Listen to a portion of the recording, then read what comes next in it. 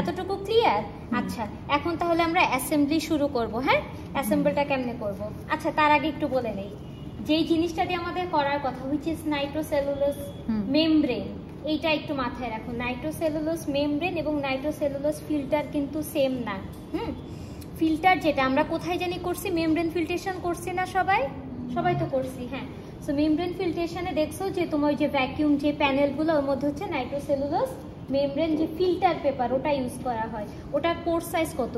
0.45 micrometer, তাই না? আচ্ছা, ওই কোর সাইজ যদি আমার থাকে, প্রোটিন তো ভেসে ভেসে সব চলে যাবে, কারণ প্রোটিন আরও ছোট। বাট নাইট্রোসেলুলোজ মেমব্রেন যেটা আমরা ওয়েস্টার্ন ব্লটে রান করি, ওটা হচ্ছে 0.22 মাইক্রোমিটার। ঠিক আছে, সো ওটাতে প্রোটিন কি চলে যেতে পারে না, বরং সুন্দর মতো আটকে যায়, ট্র্যাপড হয়ে যায়। বুঝছি? আচ্ছা, দ্বিতীয় কথা হচ্ছে পিভিডিএফ। পিভিডিএফ এটা হচ্ছে আর একটা। ঠিক আছে, সো দুই টাইপের ইউজ করি, মিস বলেই দিয়েছে। বিষয়টা হচ্ছে আমাদের নাইট্রোসেলুলোজ মেমব্রেনও শেষ, পিভিডিএফও শেষ। হ্যাঁ, আমরা করব হচ্ছে, ধরে নাও যেটা দিয়েই করবো সেটাই তোমার নাইট্রোসেলুলোজ। ধরে নাও, জাস্ট অ্যাজিউম যে আমরা নাইট্রোসেলুলোজ দিয়ে করছি। এতটুকু ছিল, বুঝছো? এতটুকু একটা পেপার ছিল, শুধু একটা সেকশনে হয়েছে যে রেজাল্টটা আমরা রেখে দিয়েছি। এই রেজাল্টটা তোমাদের দেখাবো, শুধু একটা সেকশনই কভার করতে পারছি, এতটুকু একটা পিস ছিল। We are really sorry. হ্যাঁ, এটা অ্যাফোর্ড করতে পারতেছি না। হ্যাঁ, স্যাডলি, বাট এইগুলো এক্সকিউজ করো। ঠিক আছে, এক্সকিউজ, ভুলে যাও। হ্যাঁ, ভিডিওতে এটা, হ্যাঁ, জাস্ট ভুলে যাও। সো কি করব আমরা হচ্ছে অ্যাসেম্বল করব। হ্যাঁ, করার আগে দেখো কি করব। সোক করে রাখছি না, এটা কিন্তু পুরো ঠান্ডা, বুঝছো? টবিন বাফারটা একদম ঠান্ডা, কারণ এটা 4 ডিগ্রিতে ছিল।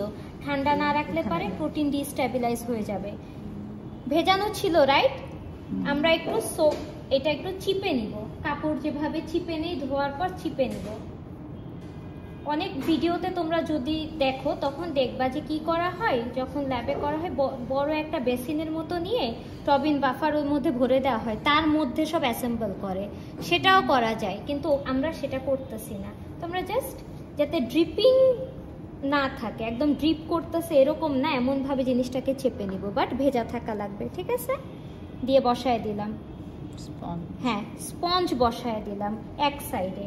তাহলে সেম ভাবে এই সাইডেও আমরা জিনিসটাকে হালকা চিপে নিব, যাতে এক্সট্রা বাফারটুকু ঝরে যায়। একদম ড্রিপিং হলে আমাদের কাজ করতে অসুবিধা হবে, এই কারণে, আর কোনো রিজন না। হ্যাঁ, আমাদের জিনিসটা অ্যাসেম্বল করতে প্রবলেম হবে, এই কারণে আমরা এক্সট্রাটুকু ঝেড়ে ফেলে দিচ্ছি, কারণ দিন শেষে তো টবিনেই যাবে চুপচুপা হয়ে। ওকে, সো দিলাম বসায়। বলো এরপর কি যাবে বলছিলাম? Filter paper. এখন ফিল্টার পেপার কিন্তু একটা যাবে না, ঠিক আছে? ফিল্টার পেপার যাবে পরপর 3টা, এই পাশে 3টা, ওই পাশে 3টা। ওয়াটম্যান ফিল্টার পেপার আমরা সবাই চিনি নাকি? হ্যাঁ, গতদিনও কাজ করছি। সো এটাকে আমি এই যে স্পঞ্জের সাইজ অনুযায়ী কেটে নিয়েছি। স্পঞ্জটা যখন শুকনা ছিল তখন আমি স্পঞ্জটা এখানে বসিয়ে জাস্ট মাপ মতো কেটে নিয়েছি। ঠিক আছে, সো এটা রাখি। হ্যাঁ, দেখো কিভাবে করবে এটা। আমরা যদি আগে থেকে সোক করে রাখি তাহলে তুমি ফিল্টার পেপারে এফটাও খুঁজে পাবা না।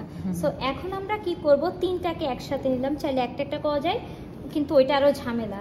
সো 3টাকে একসাথে ধরে নিলাম, ধরে নিয়ে এই যে, ঠিক আছে? হ্যাঁ, জাস্ট একবার ডিপ করব।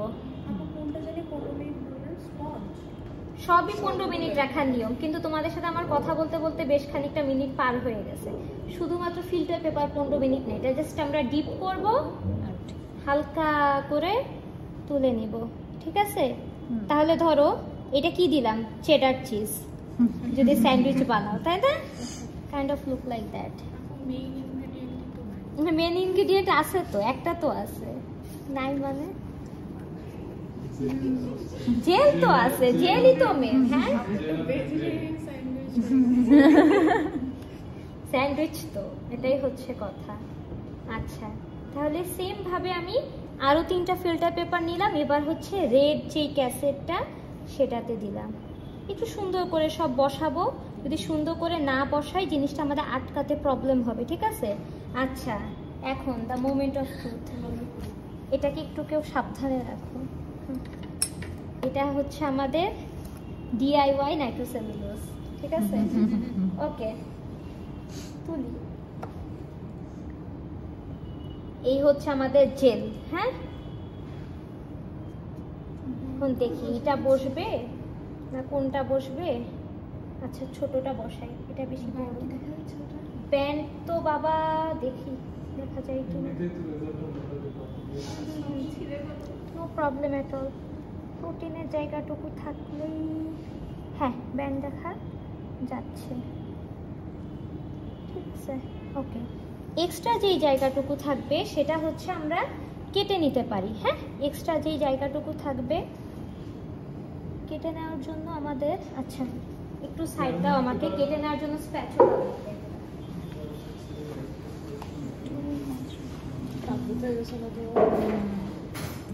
আচ্ছা আচ্ছা দেখো, আমাদের সব তো খাপে খাপে বসাতে হবে, রাইট? খাপে খাপে বসানোর জন্য আমি কি করব, আমি হচ্ছে এই যে এক্সট্রা পার্টটুকু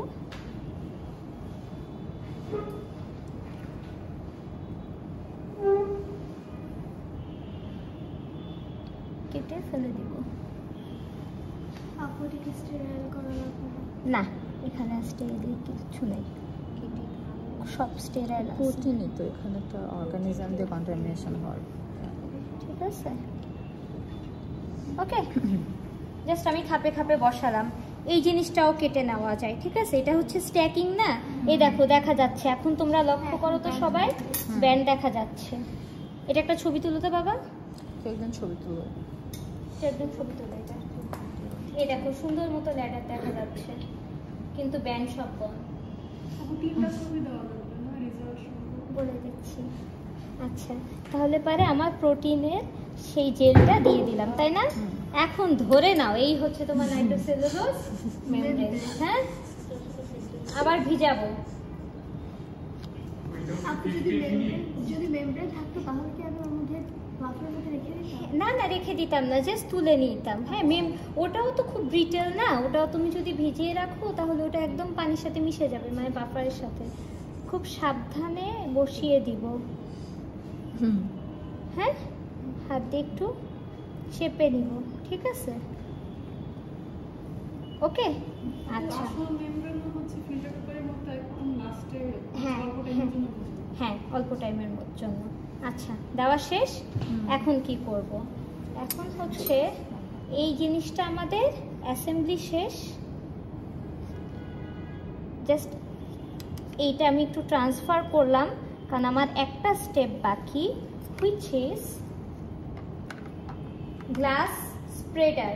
এটা কি এল শেপের স্প্রেডার। এটা নিয়ে যখন লিখবা, কেউ কিন্তু গ্লাস স্লাইড লিখো না, হ্যাঁ অনেকে লিখে। এটা দিয়ে জাস্ট রোল করে দিব। কারণ কি, রোল করে চেপে দিচ্ছি। হ্যাঁ, চেপে দেওয়ার কারণ কি বলতে পারো কেউ?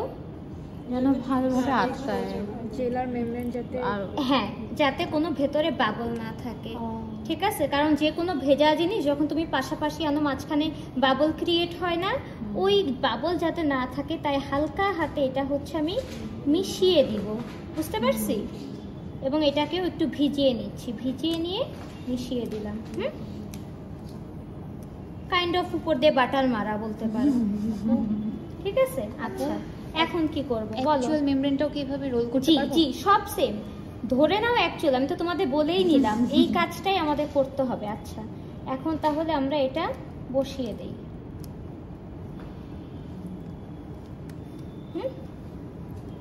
খেয়াল করছো যে আমি কিভাবে দিছি? আগের থেকে উপরের সাইডটা আমি ডিটারমাইন করছি এবং ঠিক ওইভাবে আমি জেলটা বসালাম, যে উপর থেকে নিচে যেভাবে নেমেছে, ঠিক আছে? আচ্ছা দেখবো দুই সাইড সমান হলো কিনা লাগানোর পর। হ্যাঁ সমান হলো, এই পাশও সমান, এই পাশও সমান। এবার হচ্ছে সুন্দর করে আমি এই খাপের মধ্যে বসিয়ে দিব, দিলাম। আচ্ছা আমার এইটুকু কাজ শেষ, মেন কাজটুকুই আমার শেষ। এখন কোথায় আমার লিডটা হচ্ছে আমি সুন্দর করে সেম, এটা একদম পিচ্চিকাল থেকে তোমরা যা দেখছো জেল ইলেকট্রোফোরেসিসে যেভাবে বা গত উইকে এসডিএস এ যেভাবে, ঠিক আছে ওভাবে করে আমরা বসিয়ে নিব। তার আগে কি করব দেখো, আমি তো বসালাম, বসানোর আগে হচ্ছে আমার বাফার দিতে হবে, ঠিক আছে? বাফারের স্টেপটা তো ভুলে গেছি, বলবো না তোমরা? আচ্ছা সো বাফার কতটুকু সেম ম্যাক্স ফিল লাইন পর্যন্ত বাফার দিব, মাঝখান দিয়ে দেওয়া শুরু করব, হ্যাঁ, তারপর বাহিরে। তাহলে এই যে ক্যাসেটগুলো যেখানে আছে সেখানে আমি দেওয়া শুরু করব। এই দেখো আমরা কি আজকে ক্যাসেট লোড করব? না, এইটা হচ্ছে আমার 1x টবিন বাফার। জি বাবা, reusable.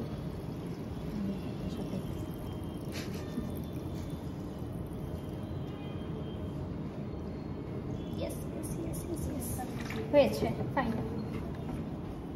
So max fill line পর্যন্ত আমরা কি করলাম? এই কথা বলো না। বাফার দিলাম, কোন বাফার?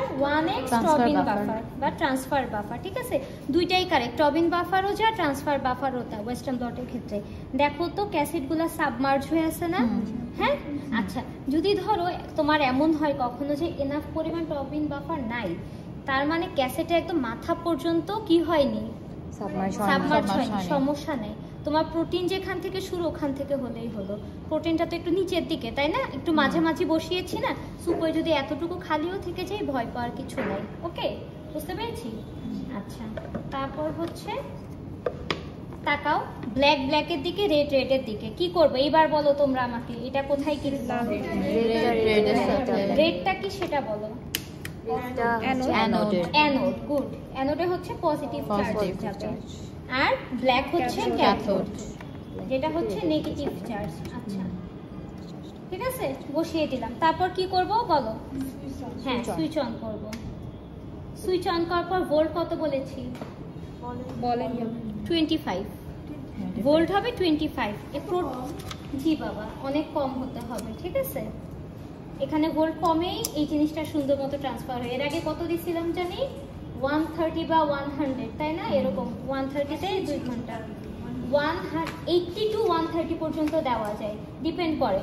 ওকে, সো ভোল্ট আমি সেট করি, ভোল্টেজটা বাড়িয়ে দিলে ব্যান্ডগুলো এরকম বাঁকা হয়ে যায়। হ্যাঁ, তো ভোল্টেজটা কতটা সুন্দর করে ট্রান্সফার 25।